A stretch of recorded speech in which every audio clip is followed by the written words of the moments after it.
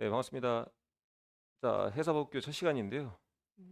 우선 전 과목 OT 그리고 법규 개론 공통 OT, 법령을 어떻게 공부하고 접근해야 되는지. 자, 바로 이제 위에 영상이 있으니까 인강 보시는 분들은 반드시 듣고 오시기 바랍니다. 그래서 이제 68페이지인데요. 자, 해상교통안전법입니다. 해상교통안전법.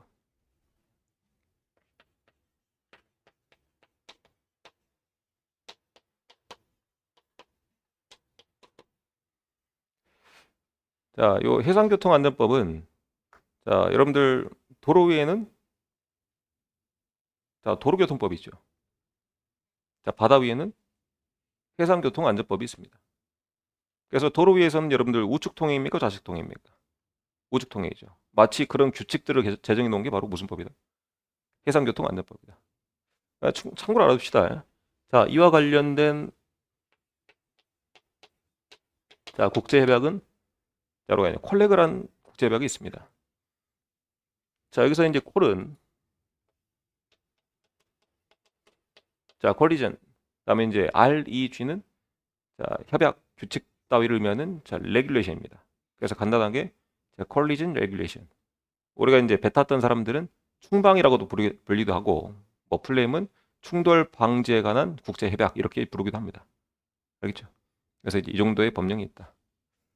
자, 그러면 이제 여러분들이 첫 시간이니까요. 우선 이제 이 이론서나 그다음에 이제 해석법규를 어떻게 접근해야 되는지 간략하게 이제 설명을 좀 해볼까 합니다. 여러분들 이제 이론서 68페이지 좀 아래 보면 표가 있죠. 법률, 시행령, 그다음에 시행규칙이 있습니다. 제가 이제 위에 OT에서 말씀드렸던 것처럼 얘는 3종 세트라 했죠. 자, 법률은 국회의원이 만들고, 그다음에 시행령은 대통령령으로 만들고, 그다음에 시행규칙은 각 부처나 총리가 만든다 그랬습니다. 그죠? 그게 바로 이제 시행규칙이라고 그랬어요. 그러면 이제 시행규칙을 보면요. 자, 이 법의 실질적인 소관 부처가 어디인지 확인할 수가 있습니다. 자, 이 법의 소관 부처는 여러분들 자, 뒤에 오면 자, 해양수산부령이라고 나와 있죠. 맞나? 그러면 이 법을 만들 때 직접 관여하고 직접적으로 참여했던 우리나라의 행정부처가 어디라는 얘기예요? 해양수산부라는 거예요. 자, 그도 그럴 것이 지금 여러분들이 배우는 이 교과의 이름은 해사법규죠. 자, 바다에 관한 모든 것들은 우리나라 어디서 맡고 있습니까? 해양수산부에서 맡고 있어요. 그래서 자, 이 법의 소관부처는 어디다? 해양수산부다. 그리고 여러분들이 배워가는 이 해사법규의 대부분의 법 제정은 누가 있다? 해양수산부에서 있다. 여기까지 기억을 해주시고. 자, 그리고 이제 간혹 가다가 자, 이 소관부처라고 하는 것은 자, 법을 만든 부처를 말합니다. 법을 직접적으로 제정한 부처를 말해요. 그러니까 법의 그 담당 부처를 말한다.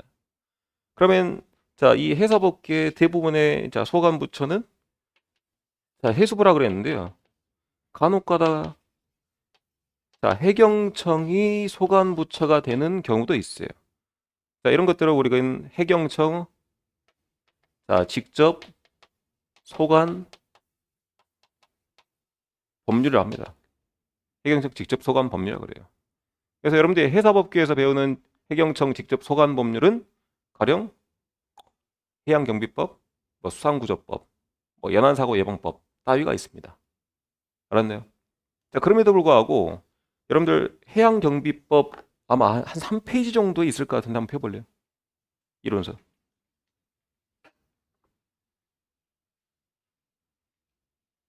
3페이지 맞아요? 맞아요? 그러면 3페이지 해양경비법 보면서 자, 법률 시행령 시행규칙에 여러분들 그 부를 무슨 영으로 발해져 있는지 봅시다. 무슨 영이에요? 해수부령이죠. 자, 해경청은 아쉽게도 부가 아닙니다. 알겠어요? 해경청은 우리 정부 조직법에 보면 해양수산부 소속 외청으로 존재합니다. 해양수산부 소속 외청으로 존재합니다. 그러니까 이제 형식적으로는 무슨 소속이야? 해수부 소속이야. 그래서 이제 이 법도 형식이죠. 그러니까 형식적으로 뭔가 법을 만들 때는 얘가 이제 부가 아니니. 그러니까 이제 청보다 더 큰 부처가 이제 부야. 이야겠나? 그래서 자, 해경청은 부가 아니니 형식적으로 이 시행규칙도 뭘로 발한다? 해양수산부령으로 발한다. 알겠나? 그러면 제가 이제 이 말씀을 왜 드리냐면 여러분들 이제 회사법규 문제를 출제할 때 뭔가 주체 이런 문제들이 출제된다 그랬습니다. 그죠? 그러면 이제 여기서 있는 힌트. 여러분들이 배워나가는 해서법규에서 자, 대부분의 주체는 누가 된다? 해양수산부가 된다. 그리고 자, 여기 해경청이 직접 맡고 있는 소관법률 있죠? 여기에선 누가 나온다, 주체가? 대부분? 해경청이 나온다라고 그렇게 이해하면 되겠어요. 그래서 자, 요 직접 소관 법률은 제가 이제 수업할 때 자, 직접적으로 이제 이거는 해양수산부 직접 소관 법률입니다라고 말씀을 드리면 거기서 여러분들이 생각하면 됩니다. 그렇죠. 그리고 이제 직접 소관 법률의 종류는 여러분들 그 개론 배울 때 직접 나열해서 따로 외워야 되니까 그때그때 다시 배워보도록 합시다. 알겠죠? 그래서 이 정도만 보고 다시 일어서 자, 68페이지 넘어와서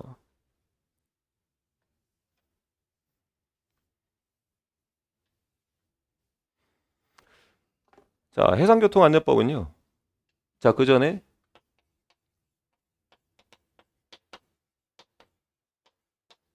자, 해상안전법이라고 존재했었습니다. 해상안전법. 그리고 자, 다시 해상안전법이 자, 해상교통안전법과 여러분들이 자, 그 다음 시간에 배울 자, 회사안전 자, 기본법으로 이렇게 이제 분리가 됐어요. 분리가 됐다. 그래서 주로 시험에 나오는 내용들은 모두 여기에 포함되어 있습니다. 그리고 이제 여러분들이 지금 순경시험 준비하고 있죠. 순경시험 준비하신 분들은 자, 아직까지는 해사안전기본법의 내용이 출제가 된 적이 없어요. 그러니까 이제 뭐 정확하게 말씀드려보면 해사안전기본법의 내용을 한 이 정도로 합시다. 자, 제가 이제 한 80%, 20% 정도로 이제 구분해 볼게요. 80% 내용이 해상교통안전법으로 20% 내용이 해사안전기본법으로 이렇게 이제 분리가 되었는데 자, 지금 해사안전법으로 이렇게 이제 한 법으로 존재했을 때에도 시험에 출제되는 내용은 대부분 여기에만 있었던 거예요. 그랬나?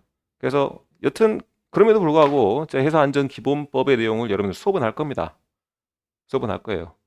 그리고 이제 제가 나올 만한 것들만 그렇게 추려서 핵심적인 내용들만 수업을 할 겁니다. 그래도 그런 내용들은 숙지를 해줘야 된다. 그리고 이제 VTS 준비하시는 분들은 일반적 VTS 준비하시는 분들은 여기까지 꼼꼼하게 좀 봐야 된다. 라는 말까지 덧붙여드립니다. 자, 이제 목적 볼게요. 자, 목적도 자주 출제되는 그런 유형 중에 하나입니다. 다음 목적에 부합하는 법명으로 올바른 것은, 알맞는 것은. 그렇죠? 자, 보겠습니다. 자, 이 법은 수역안전관리. 자, 지금 이게 무슨 법이죠? 교통법이죠? 자, 그대로 나옵니다. 그래서 이런 것들이 바로 힌트라 생각하면 됩니다. 자, 해상교통안전관리, 그리고 이제 선박안전관리, 그리고 이제 선박의 항법이란 표현이 나오는데요. 자, 항법이란 표현은 항해하는 방법입니다. 규칙과 방법이에요. 여러분들 도로 위에서는 우측 통항이죠. 바다 위도 마찬가지야.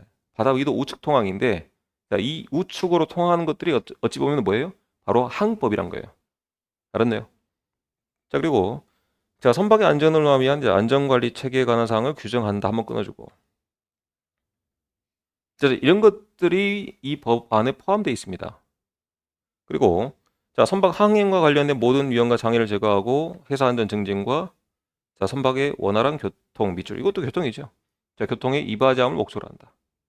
그래서 자, 내용 전반, 목적의 전반을 이해해 보자면 자, 항행 안전이란 표현이 나옵니다. 그러니까 항행 안전과 관련된 사항을 정해서 자, 교통을 효율적으로 개선하고 정리함에 이바지한다라는 내용으로 정리를 할 수가 있습니다. 그렇죠? 그래서 여러분들 자, 목적 정리해 주시고 자, 정의 보겠습니다. 자, 정의도 자주 출제되는 유형 중에 하나입니다. 그래서 자, 여러분들 정의는 정확히 숙지를 해야 그 다음에 이 정의에 나오는 용어들이 바로 또 그 뒤에 법에서 다뤄지는 용어들이다. 이어지는 내용들이다. 용어도 자주 출제된다. 자, 해사안전관리 선박, 대한민국 선박은 크게 볼 필요 없고요. 오른쪽 페이지 가서 자, 위험함으로 문만 써보겠습니다.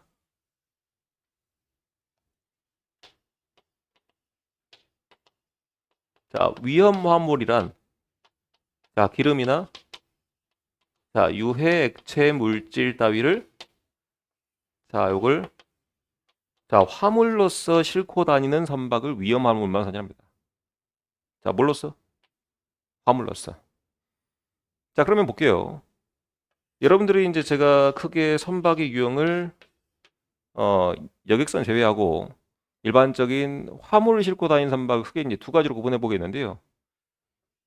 자, 처음 배우시는 분도 있으니까 제가 이제 간단하게 설명 좀 드리겠습니다. 자, 선박에는 화물창이 있습니다. 자, 화물창이라는 것은 자, 화물을 실는 창고를 말합니다. 자, 그리고 자, 이 선박은 연료 탱크도 있습니다. 연료 창고도 있어요. 자, 여러분 자동차도 연료 창고, 연료 탱크가 있죠. 선박도 마찬가지입니다. 그래서 여기다가 이제 기름을 채워놓고 자, 기름으로 선박을 추진합니다. 자, 그러면 제가 이제 두 가지로 구분해 볼 건데요. 여기 기름 탱크가 있고, 즉 연료 탱크가 있고 마찬가지로 자, 화물창이 있는데 자, 1번 선박 같은 경우는 어디에? 화물창에 자, 기름을 싣고 다니는 원유선이고요. 자, 2번 선박 같은 경우는 자, 어디에? 화물창에 자, 석탄이나 또는 자, 곡물을 싣고 다니는 선박입니다. 석탄이나 곡물을 싣고 다니는 선박이에요. 자, 그러면 자, 지금 여기서 말하는 위험한 운반선은 몇 번에 해당될까요? 당연히 1번에 해당되겠죠. 제가 이제 연료를 굳이 언급한 것은 좀 이따 본문에서 확인해 보도록 하겠습니다. 왜 그런지. 자, 선체의 한 일부분인 자, 화물창이라는 단어는 설명드렸습니다. 화물창이나 선체에 고정된 탱크 등에 자, 위험물을 싣고 다니는 선박을 말한다. 그래서 이제 보충 박스 보면요. 자, 제가 이제 이론서 구성을 자, 이 법률과 관련된 시행령이나 시행규칙을 제가 이렇게 보충 박스 구성해 놨다 그랬죠. 그죠? 그래서 자, 해양수산부령으로 정하는 위험물이라고 했으니까 해수부령 그 밑에 시행규칙 보이죠? 그죠? 그래서 시행규칙 제2조에 자, 위험물의 범위가 명시되어 있는데요. 자, 1호부터 5호까지가 이 법에서 정하는 위험물입니다. 자, 특히 이제 여러분들 지금 순경 준비하신 분들은 자, 1호부터 5호까지 위험물을 정확히 숙지할 필요는 없어요. 다만 VTS 준비하시는 분들은 요거 이제 다 암기를 좀 해줘야 되겠다. 그래서 자, 간략하게 보겠습니다. 자, 화약류를 싣고 다닌다. 그 양이 300톤 이상이다. 자, 고압가스를 싣고 다닌다. 그 양이 1000톤 이상이다. 자, 인화성 액체를 싣고 다닌다. 그 양이 자, 1000톤 이상이다. 자, 200톤 이상의 자, 괴, 유기, 화산화 물을 싣고 다닌다. 이런 것들을 싣고 다닌다. 자, 이런 것들이 위험물의 범주인데요. 다만 여러분들이 봐야 되는 건 그 위에 본문 다시 가서 자, 시행규칙 제2조의 여러분들 세 번째 줄 후단에 다만이라는 단어 찾아보세요. 그 위에 본문에. 다만 보이나요? 맞아요. 이런 것들을 여러분들 단서 조항이랍니다. 자, 뭐라 한다? 단서 조항. 뭔가 추가된 거예요. 알겠어요? 그러니까 단서 조항이라는 것은 뭔가 조건이 붙은 거야. 다만 해당 선박에서 연료로 사용되는 것은 위험물로 친다는 얘기, 안 친다는 얘기요? 안 친다는 얘기요. 그런 의미에서 제외한다. 알았나? 자, 보세요. 제가 이제 기름이 위험한 화물이라고 했죠. 이해하겠나? 근데 바다 위에 있는 대부분의 선박은요. 연료로서 뭘 싣고 다니더라? 기름을 싣고 다니더라. 그러면 단순히 기름을 갖고 다닌 선박을 위험화물 운반선이라 해버린다면 바다 위에 떠 있는 모든 선박들이 위험한 운반선이 돼버릴 수 있겠죠. 이해하겠나? 자, 그래서 조건을 건 거야. 무슨 조건? 연료로서 싣고 다닌 것은 포함한다, 제외한다? 제외한다. 자, 이것마저도 시험 출제 내용 핀트 중에 하나라고 할 수 있습니다. 포함이냐, 제외냐? 포함이냐, 제외냐? 그러니까 이제 무작정 암기는 하지 말고 어느 정도 이해를 좀 해라. 알겠죠? 자, 내려가서 자, 거대선 여러분들이 암기를 해야 될 내용입니다. 자, 거대선 몇 미터 이상입니까? 자, 200m 이상. 자, 숫자 기억을 해주고. 자, 고속력에선 자, 몇 노트 이상? 15노트 이상입니다. 숫자 암기를 좀 해줘야겠다.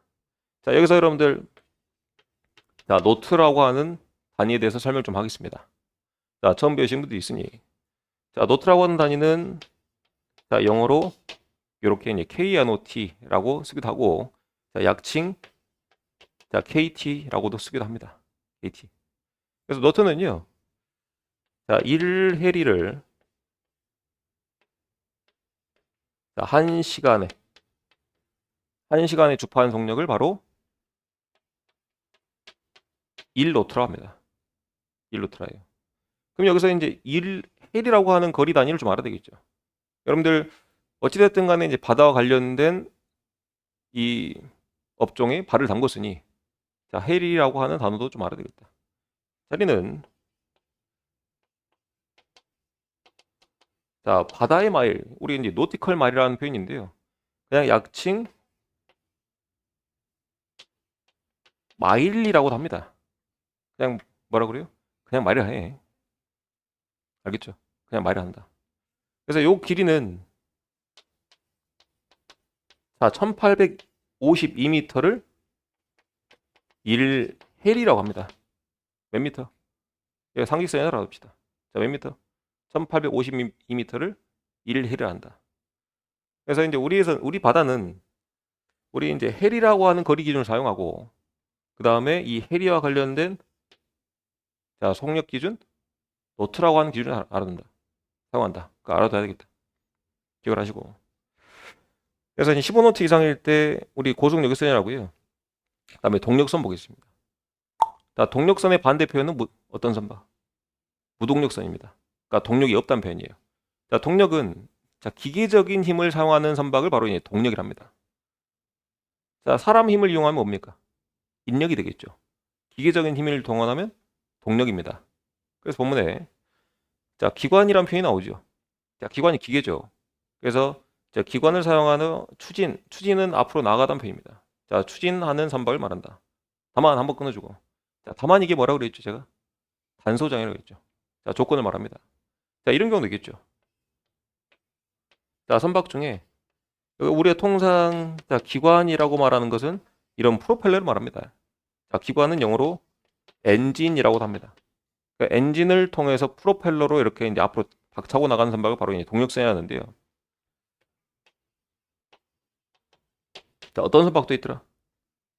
자, 기관과 돛을 둘 다 달고 있는 선박도 있더라. 둘 다 달고 있는 선박. 원칙적으로 이제 돛을 달고 있는 선박은 우리가 이제 범선이랍니다. 어떤 선박? 범선이라 해요. 그리고 이제 요 돛이 없는 기관을 달고 있는 선박은 어떤 선박이라고 해요? 범선이라고 해요. 그럼 얘는 뭐라 그럴까? 얘는. 자, 얘는요. 자, 사실상 뭐 뒤에서 배우겠지만 뭐 기범선이라는데 지금 이 법에서 말하고 있는 동력선은 둘 다 달려 있다 하더라도 자, 주로 뭘 쓰면 기관을 쓰면 동력선을 본다. 그러면 그 반대로 자, 이 둘 다 달고 있을 때 주로 돛을 쓰면 그건 뭘로 본다? 범선으로 본다. 자, 그 내용이 바로 이제 범선 아래 이어집니다.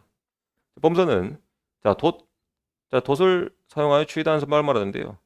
자, 그 단소장도 마찬가지입니다. 단소장 읽어보겠습니다. 자, 범선 중에서 이렇게 기관을 달고 있는 선박이라도 자, 주로 돛을 이용하여 추진하는 선박은 뭘로 본다? 범선으로 본다. 이렇게 이제 정리를 좀 해줬고. 다음에 이제 어로종사선 정말 중요한 내용 중에 하나입니다. 자, 어로종사선에 자, 별표를 좀 쳐놓고.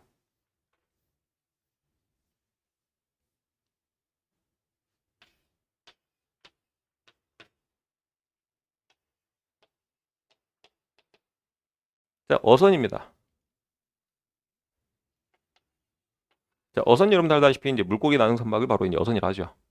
그죠? 근데 어선이 자, 무조건 자, 어로종사선이 되는 건 아니야. 자, 무슨 말이냐면 자, 어로종사선이라고 하는 것은 자, 지금 자, 작업 중인 선박만을 한정해서 우리는 어로종사선을 합니다. 자, 어떤 중인 선박? 작업 중인 선박. 자, 여기서 말하는 작업은요. 자, 어선이 여러분 알다시피 이런 자, 그물 있죠. 그죠? 자, 그물을 펼쳐놓고 뭐 하는 중일 때? 작업 중일 때. 그러면 이제 이 친구는 지금 배를 운전하는 것을 항행이라고 하는데요. 자, 항행 능력이 어느 정도 제한이 있을 수 있겠죠. 그냥 자유롭게 이렇게 그물 없이 다니는 것과 그다음에 그물을 펼쳐놓고 항해하는 것은 큰 차이가 있을 겁니다. 그죠? 그래서 자, 이런 그물들을 펼쳐놓고 자, 항행 능력에 제한을 받을 때 비로소 그때 우리 뭐라 한다? 어로 종사선을 한다. 이해하겠나요? 그래서 여러분들이 이제 알아야 되는 단어는 자, 요 단어가 가장 중요한 단어입니다. 본문 보겠습니다. 자, 어로 종사선은 자, 그물, 낚싯줄, 트럭망 등 자, 밑줄, 조종 성능을 동그라미. 이게 제일 중요한 단어야. 자, 제한하는. 자, 조종 성능을 제한하는 어구를 사용하여 자, 어로 작업 중인 선박을 우리는 어로 종사선이라고 했다. 그러면 제가 이제 바꿔 말해 보겠습니다. 어선 중에서 어로에 종사하고 있지 않은 선박은 어로 종사선입니까? 아니죠. 그러니까 이제 뭐가 제일 중요해? 자, 어구를 사용하는데 그게 항행 능력에 제한을 받을 때 우리는 뭐라 한다? 어로 종사선이라 할 수 있겠다. 자, 중요한 개념입니다. 자, 따라서 밑에 이제 조종불능선, 조종제한선도 정말 중요한 선박입니다. 자, 체크해 놓으세요. 자, 하나는 자, 불능선과 하나는 자, 제한선입니다. 자, 둘의 지위는 같아요. 다만 이유가 좀 다릅니다. 자, 얘는 자, 고장 때문에 얘는 자, 작업 때문에 작업 때문에 자, 다른 선박 다른 선박을 피할 수 없는 지위에 놓인 거. 다른 선박을 피할 수 없는 지위에 놓인 선박을 각각 불능선과 제한선이라는데 이유가 다르다고요. 자, 그 이유는 뭐라고요? 고장이나 작업 때문이라고요. 그래서 여러분들이 알아듣기 쉽게 자, 자동차로 예를 들어보겠습니다. 여러분들 자동차 운전하다 보면은 갓길에 세워진 차 중에서 자, 연기가 이렇게 이제 마구마구 이제 고장난 차도 있죠. 자, 얘가 다른 차들 피할 수 있었어요? 없죠. 오히려 다른 차들이 이 차를 피해가 됩니다. 맞나요? 이런 차들. 자, 그럼 여러분들 자동차 운전하다 보면 자, 도로 한켠에 이렇게 삼각대 세워놓고 자, 전신주 작업하고 있는 차들을 볼 겁니다. 그죠? 자, 이 차가 다른 차들 피해가 됩니까? 아니면 다른 차들이 이 차를 피해가 됩니까? 다른 차들이 이 차를 피해가 되겠죠. 그죠? 그래서 자, 이 두 선박의 지위는 같다라고 하는 것은 어떤 지 같은 거예요? 다른 선박을 피할 수가 없는 상태에 놓인 선박으로서 자, 그 이유가 다르다. 뭐 때문에? 고장과 작업 때문이다. 자, 본문 보겠습니다. 자, 조정불능선은요. 자, 선박의 조종 성능을 제한하는 동그라미 고장이다. 이유가 뭐라고? 고장이라고요. 자, 고장이나 그 밖에 조정을 할 수 없게 되어 한번 끊어주고 다른 선박의 진로를 피할 수가 없는 선박을 바로 불능선이란다. 자, 조종 제한선은요. 자, 다음 항목의 작업과 선박의 조종 성능을 제한하는 동그라미 작업. 자, 이유가 뭐라고요? 작업이라고요. 그래서 작업에 종사하고 있어서 다른 선박의 진로를 피할 수가 없는 선박을 말한다. 자, 가부터 박까지 여러분들 그 작업의 종류를 볼 필요는 있습니다. 첫 번째 가에 이제 가목이라 그랬죠. 자, 가목에 자, 항로 표지 전선 다음에 파이프라인을 놓거나 다음에 보수하고 있거나 끌어내고 있답니다. 이거 작업이죠. 자, 두 번째 준설 측량인데요. 자, 준설은 여러분들 그 해저 밑바닥을 파내는 그 작업을 바로 준설이 합니다. 그렇죠. 준설 참고로 놔두시고. 다음에 측량, 다음에 이제 뭐 수심 측량 이런 것들이 있겠죠. 다음에 이제 다목에 자, 항행 중 보급, 화물의 이송 작업. 자, 항해하면서요. 자, 두 척의 배가 이렇게 이제 나란히 가면서 뭔가 부식을 옮겨준다거나 부품을 옮겨줍니다. 작업하고 있는 것이죠. 다음에 이제 잘라목에 항공기 발착 작업. 여러분들 항공모함 압니까? 다 알죠? 자, 항공모함에서 비행기가 뜰 때 어떻게 돼요? 또는 비행기가 착륙할 때 배는 어느 정도 안정감 있게 좀 천천히 가야 되겠죠. 또는 가만히 있어야 되겠죠. 그런 작업들. 자, 그리고 이제 기뢰 제거 작업. 자, 기뢰는 여러분들 바다 위에 지뢰입니다. 자, 지뢰 제거선. 그다음에 이제 바목에. 자, 바목 체크 중요한 내용이다. 자, 진로에서 벗어날 수 없는 능력을 밑줄 제한을 많이 받는 한번 끊어주고 예인 작업. 자, 뒤에서 다시 한번 설명하겠지만 예인선은 조정 제한선의 범주에 포함되지 않습니다. 그러니까 일반적인 예인선은. 여러분 예인선이라는 건요. 여러분 견인차 알죠? 견인차. 자, 바다 위에도 견인차가 있습니다. 바다 위에 견인하는 녀석을 예인선이랍니다. 그래서 다른 선박을 끌고 가는 것을 바로 이제 예인 작업이라는데 이것도 마찬가지로 하나의 작업이죠. 그죠? 자, 그럼에도 불구하고 얘는 그냥 일반적인 예인선은 제한선으로 취급하진 않아요. 다만 앞에 어떤 조건이 붙었을 때. 어떤 조건? 자, 진로에서 벗어날 수 있는 능력의 제한을 많이 받았을 때는 이때부터 뭘로 포함한다? 제한선으로 포함한다. 그 단서가 반드시 붙어야 됩니다. 자, 내려서 밑에 이제 홀수 제약선 보겠습니다.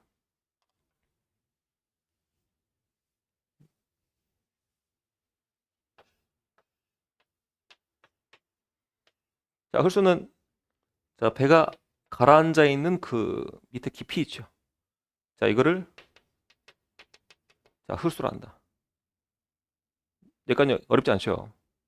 근데 홀수 때문에 자, 본인이 항행할 수 있는 그런 수역에 대해서 제한을 받는 선박이 있습니다. 자, 가령 자, 목포항을 예를 들어 볼 건데요. 자, 목포항이 여러분들 알다시피 이제 일제 강점기 때 자, 개항을 빨리 당했던 그런 항구 중에 하나입니다. 피와 눈물로 쓰여진 곳들이 많아요. 여러분들 나중에 시간이 되실 때 목포를 한 번쯤은 저기 이제 우리 학원 위치가 이제 원도심에 있으니까요. 나중에 이제 한 번쯤 돌아보는 것도 괜찮을 것 같습니다. 그래서 이제 시간 나실 때. 근데 목포가 이제 강제 개항을 당한 이제 이런 항구들이 뭐 부산도 있겠고 뭐 군산도 있겠는데 난 뭐 인천도 그렇게 강제 개항을 당했고 지금 이제 인천이나 부산을 보면 아주 대도시로 성장을 했죠. 근데 목포는 그렇지 못했습니다. 자, 그러지 못한 이유가 수심이 얕기 때문이에요. 수심이 얕아서 큰 배가 들어올 환경이 그렇게 되지 못했습니다. 근데 부산은 수심이 기본적으로 깊죠. 그래서 큰 배가 들어오고 물동량이 늘어나고 그렇게 이제 큰 도시로 성장할 수 있었던 것인데 자, 목포 같은 경우는요. 가령 예를 들어서 자, 기본적인 수심이 자, 7m, 7m, 7m, 7m, 7m를 합시다. 자, 기본 수심이 7m야. 7m야. 근데 이제 큰 배가 들어오게끔 하려고 자, 여기를 밑바닥을 팠습니다. 자, 파는 작업을 아까 뭐라 한다 그랬죠? 아까 위에서 준설이 한다 그랬죠. 그러니까 해저 바닥을 판 거야. 그래서 여기만 좀 더 깊게 맞는 거야. 자, 몇 미터로? 12m로. 12m로. 자, 요 홀수가 10m인 선박이 있다 합시다. 자, 이 홀수가 10m인 선박이 요 7m 당연히 갈 수 있어 없어요? 물리적으로 불가능하죠. 자, 10m의 홀수를 가진 선박은 반드시 어디 위에서만 움직여야 돼요? 자, 12m 수심을 가진 요 항로에서만 움직여야 된다. 그러면 이제 요 밖으로 벗어날 수 있나 없나? 없겠죠. 이런 선박들 뭐라 한다? 홀수 때문에 제약을 받는 선박을 한다. 홀수 제약선을 한다. 됐나요? 본문에. 자, 홀수 제약선은 자, 가항이란 표현은요. 자, 항해가 가능하다는 표현입니다. 그러면 이제 이 선박에 있어서 가항 수역은 어디로 한정됩니까? 여기 12m 항로로 한정되죠. 그죠? 그래서 자, 가항 수역에서 수심과 폭 또는 홀수 관계에 비춰볼 때 그 진로에서 벗어날 수 있는 능력이 매우 제한되어 있는 동력선을 말한다. 자, 요거 12m 밖으로 벗어날 수 있나 없나? 없겠죠. 이걸 제한되어 있다 표현합니다. 자, 내려서 밑에 해양시설 간단히 봅시다. 해양시설은 해수안전기본법에 따른 시설을 말한다. 그리고 이제 해상교통안전진단. 자, 해상교통안전진단은요. 자, 공사하기 전에 이 공사가 교통량에 어떤 변화를 줄 것인가. 그래서 업체가 진단하는 것을 말합니다. 무슨 말 알겠어요? 그래서 가령 자, 이 길목이 정말 배가 많이 다니는 길목인데 자, 목포 앞바다에서 자, 요 길목이 정말 배가 많이 다니는 길목인데 하필 여기서 어떤 공사를 한대요. 이 공사가 교통량의 변화에 대해서 또는 혼잡성에 대해서 어떤 영향을 미칠 것인지 그걸 먼저 시뮬레이션 돌려보고 진단을 해야 됩니다. 그걸 바로 이제 해상교통안전진단이라고 해요. 정리해 봅시다. 자, 해상교통안전에 영향을 미치는 다음 강목의 사업 그 공사를 합시다. 자, 공사로 발생할 수 있는 자, 항해안전 위험 요인을 전문적으로 조사하고 측정 평가하는 것을 해상교통 안전 진단이라 한다. 자, 이 정도 보고 자, 넘기고. 자, 항행 장애물 보겠습니다. 여러분들 도로 위에 박스를 싣고 가던 트럭에서 박스가 떨어졌습니다. 그게 뭐예요? 장애물이죠. 마찬가지입니다. 그러니까 선박 위에 실려 있던 뭔가 바다 위에 떨어졌으면 그게 뭐가 되는 거예요? 장애물이 되는 거예요. 자, 보면 자, 항행 장애물은 선박으로 떨어진 물건, 침몰 자초된 선박으로서 또는 유실된 물건, 유실이 뭐 잃어버린 거죠. 자, 유실된 물건 등 자, 선박 항행에 장애가 되는 물건을 바로 항행 장애물 한다. 자, 통학로는 좀 이따 보겠습니다. 자, 제한 시계 볼게요. 자, 제한된 시계는 내 눈이 지금 뭔가 환경적인 요인 때문에 잘 안 보인다 라는 것을 말합니다. 여러분들 황사가 짙게 꼈습니다. 안개가 짙게 꼈어요. 앞에가 잘 보입니까? 안 보입니까? 안 보이죠. 그게 이제 바로 제한된 시기랍니다. 자, 본문에 자, 항로 지정제도 보겠습니다. 자, 항로 지정제도는 자, 가령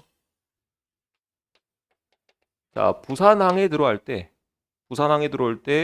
야, 여기로만 들어와. 자, 요거를 항로라는데 배가 다니는 길을 뭐라 그래요? 항로라는데 야, 반드시 여기로만 들어와. 그리고 자, 들어올 때 속력은 반드시 자, 예를 들어서 10노트를 지켜서 들어와. 그래서 들어오는 길목과 다음에 들어와야 되는 손속을 지정해 놓은 것을 뭐라 한다? 항로 지정 제도를 한다. 자, 뒤에서 이제 먼저 배울 내용이지만 제가 미리 언급을 할게요. 자, 이 항로 지정 제도가 정해진 항구들이 몇 개 있습니다. 자, 적어 봅시다. 광부인. 적어 놓으세요. 자, 광부인. 자, 제 이름 따서 보면 이제 쉽겠죠. 광부인. 그래서 자, 광양, 부산, 인천입니다. 좀 더 상세한 내용은 뒤에서 하도록 하고 항로 지정 제도가 설정된 곳은 바로 이제 항로 지정 광부인이다. 자, 본문 내용 보겠습니다. 자, 선박이 통항하는 항로, 자, 속력 등을 지정하는 제도를 말한다. 자, 그리고 이제 항행 중 보겠습니다. 항행 중도 여러분들이 반드시 이해를 해야 되는 내용을 말합니다. 볼게요. 앞에 보세요.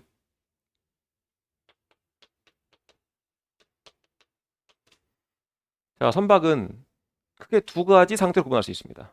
여러분 자동차와 마찬가지. 자동차도 시동이 꺼졌냐, 운전 중이냐, 로 구분할 수 있죠. 선박도 마찬가지야. 선박도 자, 항행 중이냐, 자, 항행 중이 아니냐로 구분할 수 있다. 자, 항행 중인 것은요, 선박이 우선 물 위에 떠 있으면은 항행 중이랍니다. 자, 항행 중 뭐라고요? 자, 물 위에 자, 떠 있으면 뭐라 그래요? 항행 중이라고 그래요.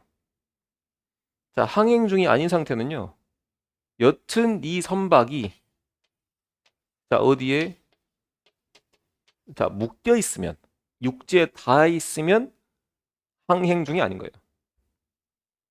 자, 하나씩 설명해 보겠습니다. 여러분들 이제 선박에는 자, 배를 이렇게 이제 주차시킬 수 있는 수단이 여러 가지가 있는데요. 여러분들 요거 한 번씩 봤죠? 이걸 닫히라 그러죠. 영어는 뭐 앵카랍니다. 자, 앵카를 놓고 바다 위에서 대기하고 있습니다. 자, 선박의 일부분에 의해서 묶여 있습니까? 이걸 우리는 자, 정박이랍니다. 자, 뭘 한다? 정박. 그리고 자, 육지에 이제 부두에 자, 부두에 선박이 자, 줄로서 묶여 있습니다.